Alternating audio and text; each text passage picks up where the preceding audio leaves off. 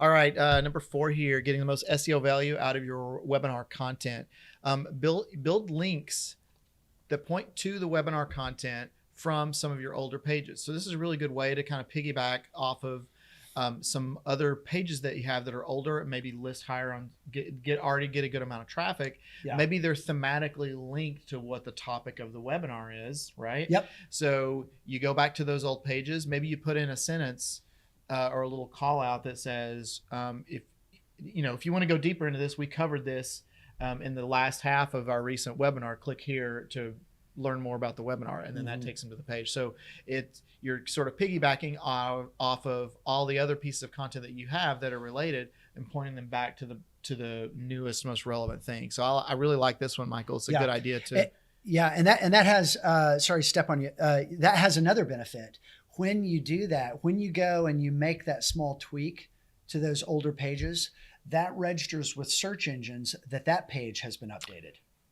Right. So it's yet another freshness cycle for that page, that source of the link. And correct me if I'm wrong here, but the internal linking that you have, so if you say point 4 or 5 different pages that are already ranking to your new page, that's also signal to Google that you think that page is important. So they will think that page is more important. All things being equal, like the Google will rank that page possibly higher. Yep. Because of the internal linking. That's right. Yeah. We often overlook and undervalue links that we can create, but in the literature, a lot of people argue that those links seem to be about as valuable as external links. And I'm just referring to people who know a lot more about search engine optimization than me, but that's a pretty common theme, is don't forget the pages that you do control on the internet as a source of links.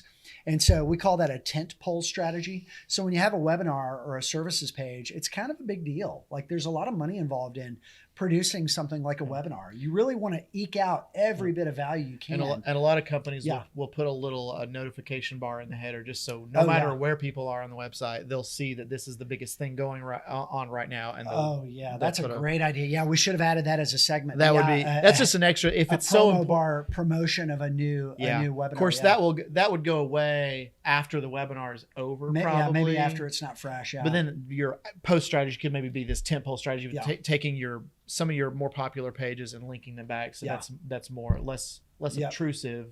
And more. But even promoting the webinar when it's upcoming to keep your landing page. And that would be an argument for maybe keeping the same URL for the landing page before, during, and after the gating of the content.